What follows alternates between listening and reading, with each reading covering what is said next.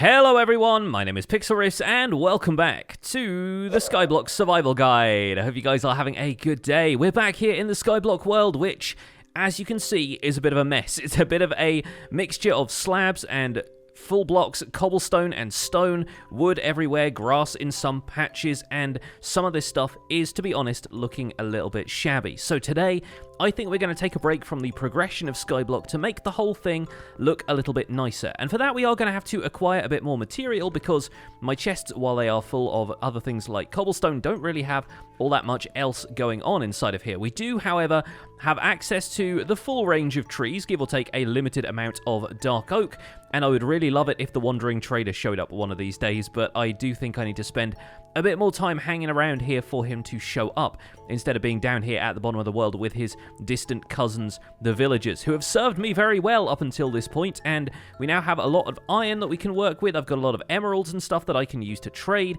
We can do a little bit of fun stuff now that we have that stuff, but I think before we continue with the progression of the game, I want to spend a bit of time making this place look a little bit more homey, a lot nicer, and ultimately in the spirit of what I think Minecraft is, which is a game about building. Now, while we can't necessarily go out and get resources from the places around us, we have a lot going for us here. We've got the basic building blocks of stone and wood. We can do a lot with those. I don't know if I want to do all that much with stuff like glass, but we do have a pretty easy supply of sand thanks to having a husk farm over there, which I will probably end up converting into something else. And if the Wandering Trader shows up, then maybe we'll be able to buy a few more fun blocks off of him. Not to mention the fact that with all of this wheat we're growing here, we have access to things like hay bales. We could even use melons and pumpkins if we want some kind of garish wallpaper. For the most part, though, I think we're probably going to be working with stone and wood like you normally would when you were starting out in your Minecraft world. So we're going to probably focus on a medieval building style to start off with. It's also worth noting that we are now able to trade silk touch axes from the weaponsmith of all people. Surprising that the weaponsmith and not the toolsmith is the one that gives me the silk touch, but nonetheless, that means that we can silk touch blocks that do not require a specific tool in order to gather them. Like, for example, this grass block here. I can now have a grass block that I can move anywhere in the world, and it is always possible to get grass blocks another way, that is by making an enderman spawn, waiting for it to pick up a block of grass and then killing it, but to be honest, that's a little bit of a long shot when it comes to Skyblock, so it's kind of nice having silk touch tools so that we can take care of that. We could also use it to move the beehives around if we wanted to, and we can use it for a variety of other things as well. But what that now means is I can take whatever dirt blocks I have hanging around, which is apparently not many. I think I've probably expanded a platform here and there, maybe expanded this farm a little bit, and we are now using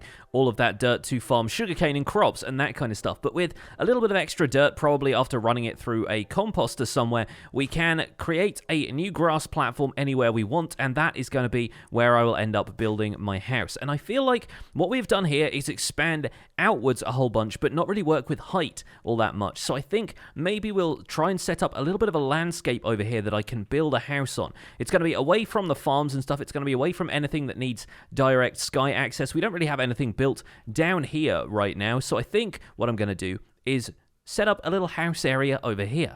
The other thing I can do with silk touch tools is finally silk touch these melons, so we're getting 100% efficiency from the melons that I can farm from this spot over here, and I think expanding the melon farm with a silk touch axe is going to be perfect, because then I'll be able to trade all of these melons to get a few more emeralds from the farmers. Right now, though, I think we're going to compost a bunch of the pumpkins that I have gathered to make ourselves a bit more dirt. I've been making some using the gravel coarse dirt method, but I really think it's going to be better to have a composter to create a larger amount of dirt. So let's make one of those real fast if I have the ingredients for that around here somewhere. Pumpkins will actually compost pretty effectively. I think they have about a 70% chance of filling up a layer, which means we're only wasting a few as we go. We can always grow a few more of those, but we'll get a bunch of dirt like this in the process. I've also, around here somewhere, got some cocoa beans that I can use to turn wheat into cookies, and I'm pretty sure cookies have a pretty good composting rate as well. So let's make a few of those. You get 8 of them per recipe, so that's only 8 per cocoa bean, a little bit of wheat, which we are farming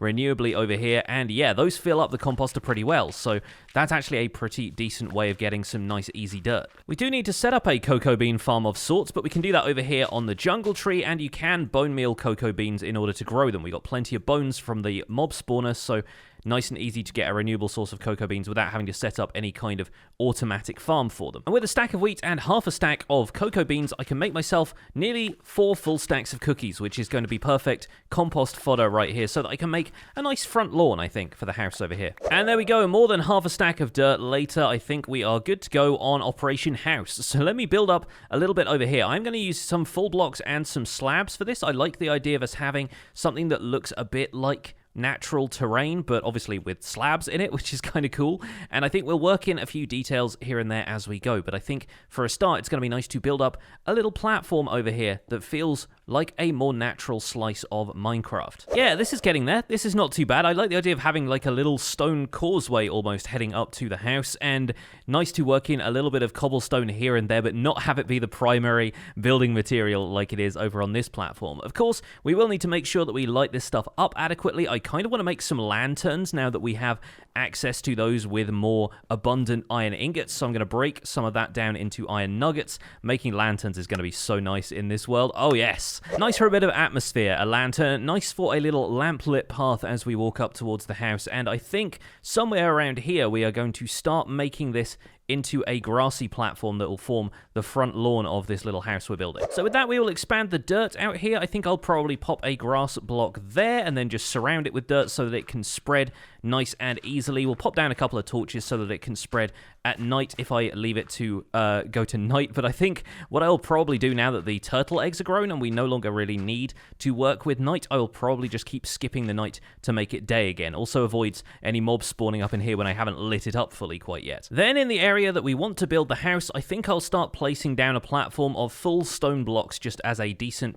foundation. Of course, you could continue to do this in slabs if you want to, but personally, I like the luxury of building with full blocks after spending a while with slabs in survival. Slabs are going to be safer, but full blocks are really the foundation of what we're used to in Minecraft, and so I think I'll probably put down a few of those just because we're decadent at this point. We can afford to do it. We're gathering materials with efficiency tools at a higher rate than we ever used to before, and hopefully at some point we'll be able to expand the cobblestone generator a little bit, or even get a silk touch book that I can put on this pickaxe and then be able to harvest pure stone instead of just cobblestone. But cobblestone is of course still nice and easy to smelt into smooth stone if we want it, and I even have a couple of reserves of cobblestone and smooth stone in here that I can put to use if I need to. And the major difference between building in Skyblock versus building in regular Minecraft is that with Skyblock you don't have the terrain to guide you. You don't really have any terrain to take inspiration from or think, oh yeah, I should just nestle a house in the crag of this ravine or, you know, up on top of this hill or anything like that. You always have to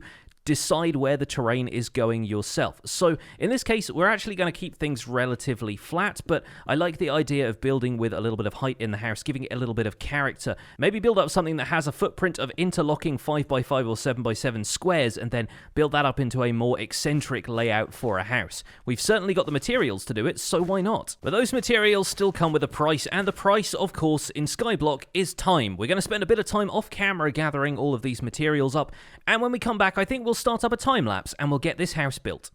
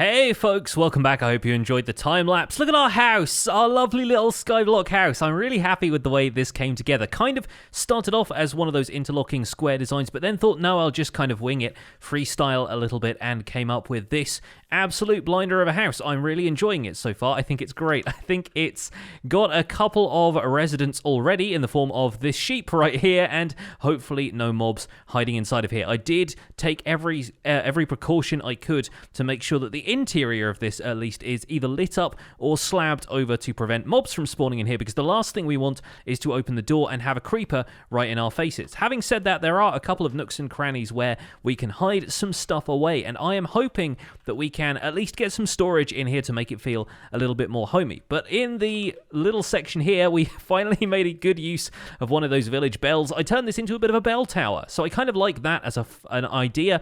Each of the birch logs up there, the stripped birch logs, actually has a torch on top of it to make sure nothing is going to spawn up there and come cascading down onto my head.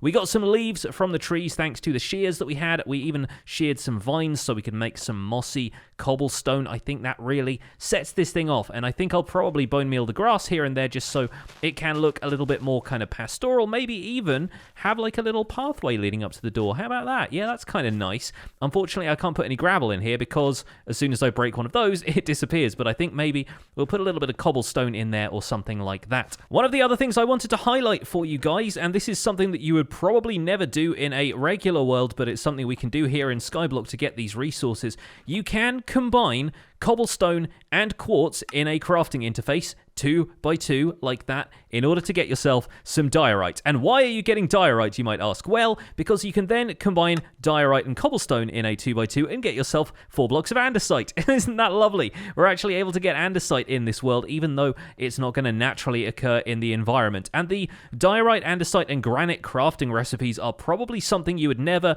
normally want to use. However, it's kind of nice that we can implement those in a little pathway here in our Skyblock world. Really just sets off the path there, which I think is actually kind of lovely. Obviously, if you want to get polished andesite, you can use that, and we're definitely going to have to get a blaze farm set up in the nether at some point so we can get ourselves a decent bunch of quartz. Unfortunately, we don't have any blaze spawners, so we can't do a farm like we did in the survival guide yesterday. Instead, we're going to have to rely entirely on spawning platforms for fortress mobs like wither skeletons and so forth, and I think we'll be able to make a pretty great farm in the near future. But for now, I think we're probably going to focus on prettifying some of this and working on getting an iron farm probably in the next episode later this week. And I was really hoping that building an attractive house like this was going to magically summon the Wandering Trader. You know, like in Terraria, if you've ever played Terraria, where once you build a house, a merchant shows up, is basically the idea. As soon as you have enough room for NPCs to arrive, they just kind of pop into being near your spawn point. Unfortunately, Minecraft doesn't work that way, and we're not going to get the Wandering Trader to show up if we just wish him into existence. But yeah, hopefully he will come along, and I've left this dark oak sapling out here as a reminder to myself that dark oak saplings are really what I want from the Wandering Trader. We can also do a little bit more decoration. If I want to place one of the hay bales around the side here, I'm actually going to put this around maybe the back of the house there. Just maybe we can build up like a little hay section or something like that. Once we have a little bit more wheat converted into hay bales, we could do a lot with this thing. And of course, the sky's the limit, literally, I suppose, in Skyblock when it comes to what materials you want to build with, because if you want to do a little bit more sand and gravel farming, you can make yourself a decent amount of concrete once you have access to dye through either, you know, converting bone meal into white dye or converting some of the flowers that you found into the various colors of dye that you can get through flower farming. Even cactus, now we've got it. So if you wanted to make a concrete house, if you wanted your Skyblock pad to be super modern, then the materials are there. You've just got to put the time in. So over here in this chest is where I've been storing a bunch of the tools that I traded with the villagers, including the emeralds and stuff, and I think what I'm going to do is start to move some of this stuff into the house. Some of these chests will probably stay out here for the sake of utility and easy access, but I like the idea of having a long-term storage in there for a bunch of the stuff that might potentially be useful in the near future if we want some burner gear or just something that we can always rely on to be there if we lose our tools for whatever reason. But I think it's going to be nice to get a couple of chests set up in there in the meantime. Let me swap that out for some jungle wood. Jungle wood is actually not something I plan to build with all that much. here in the Skyblock world, so I think I will probably start using that as my utility wood and save some of the spruce wood we've been gathering for some building instead. Now, we could do a little bit of cozy interior design in here, maybe give or take the sheep. I think the sheep is probably going to be an almost permanent resident unless I lead it out of here, but I think I'm actually going to save this section here purely for utilitarian purposes and storage. So I think this is where we're going to put each of our weapons. And you know what? I'm feeling decadent today, like I said, so I think we'll probably categorize the weapons and armor into separate chests here. We've got room for 5 chests, so that's 5 different types of tools potentially. So we got swords in this chest over here. We could have shovels in the next one, axes in the next one, because boy oh boy do I have a lot of those at this point. I'm going to keep one of the silk touch axes on me, but I think I can probably put the unbreaking shovels in there as well, the efficiency unbreaking. We can have pickaxes in one of these and then maybe hose or armor or something in the last one. I think we're probably going to get a little bit less of those, but I think the villagers don't actually trade me diamond hose, so I'm not going to be able to get any of those unless we have a chance to sneak out to the woodland mansion that is out here on this map somewhere. Maybe we'll be able to track some of those down as loot, but until then, I think we could probably use that last chest for armor. That seems like a much more sensible option to me. Just look at the amount of stone pickaxes I traded from the toolsmith, though. That's a lot of stone pickaxes I will probably never need to use again. Aside from that, we've got some stone shovels, we've got the iron shovel there, and a singular stone hoe, which can go in that chest for the foreseeable, I guess. We could also use this little closet here as a little bit of storage, maybe for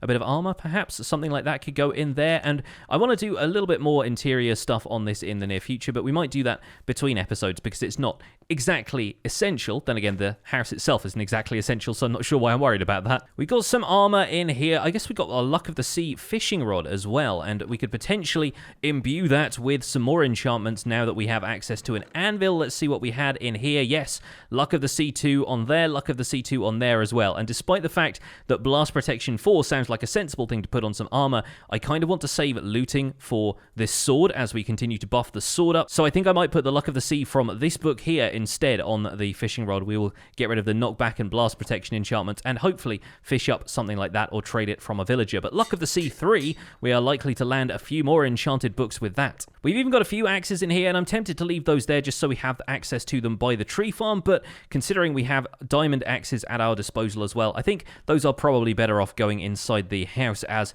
emergency backup iron tools.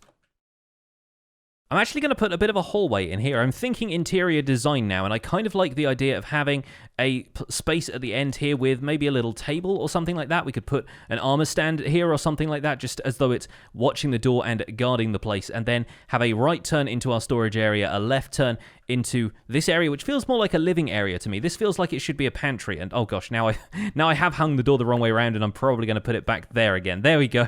Now that's opening against that, it feels like it makes a lot more sense. But yeah, this feels like a living area, sort of kitchen, dining area kind of thing if we want to figure out the layout of this. And then upstairs, I think I might actually put a sort of switchback staircase in here instead of having the staircase inside here. Perhaps a ladder up from the living quarters or something like that might make sense. But upstairs we could have a bedroom, we could even have an attic space if we want extra space for storage, that kind of thing. We can really think about that later, though. I think it's just kind of fun to lay that stuff out while we have the opportunity. And I also think having something underneath here is going to make a bit of sense. Not like a basement for the house, but to build this up so it feels a little bit more solid, like a floating island instead of just a floating platform. I'm not going to do that today because I'm running a little short on time, but I think all we need to do is just get the bucket of water, pour that over the side, and dangle ourselves underneath there, placing a few blocks as we go. Maybe set up a temporary platform underneath there, and then take it away once we're done, and we'll end up being able to build up an island that kind of tapers to a point, the way you see sort of fantasy-style floating islands, to a little bit like, almost like the vines are doing on that oak island over there. I think that'd be kind of fun and actually fairly straightforward to do as long as you are careful balancing yourself in a water stream as you head down. And I think, oh, we have aqua affinity on this. We don't have respiration. Well, if I can get a respiration helmet or maybe use my turtle shell helmet for water breathing, then I stand a little bit less of a chance of drowning. I think it's finally time to clear up these 3 chests in the central section here as well. I feel like doing a little bit of housekeeping now that we've actually got a house to keep, and I think some of these can just be broken into and placed in some of these other chests over here. We've got some gravel in there that should clearly go in this chest to begin with. I think I'll put the wool in here next to some of the other more organic feeling stuff. We've got 4 different colors of wool thanks to the sheep that have spawned, and we can always dye a few of those if we want to. I was considering making sections of this house out of wool, but then I realized that these sheep don't have the opportunity to regrow their wool where they are right now, so I think I'll probably save that for another time. Likewise, I think the leather can go in here. It feels like a passive mob drop. That sort of makes sense. We've got a ton of pumpkins in there, which I can place in this chest, ready to be composted or sold to a willing villager. I'll put the bone meal and stuff away in there as well. And the soul sand, I'm going to put in here with the sand and the coarse dirt, because those feel like building blocks, but they're also a utility to a certain extent. Yeah, this is all miscellaneous stuff as well. Give or take the coal, which I think is going to be kind of important for the future for trading or building coal blocks or something like that. Look at this chest here as well. This is all full of random stuff as well. Let's try and consolidate a little bit of this while we have the opportunity to. I've even got my original wooden tools here, a wooden pickaxe and a wooden axe, which I sort of keep every time I play Minecraft as almost keepsakes, like the first tools you make sort of feel symbolic in a way of you getting started in a world. But those I guess we can consign to the last spot in each of these chests, just so that they're kept in there for posterity. And I feel like we can start to store a little bit of the food that we've got in here as almost like a pantry sort of area, I guess. Once again, we'll put the pumpkin back in the farm chest, but we've got some raw chicken, some cooked meat in there as well. We should probably separate those out for food hygiene reasons. But tempting though it is to move the bed into the house right now, I think for now I'm a little bit more comfortable sleeping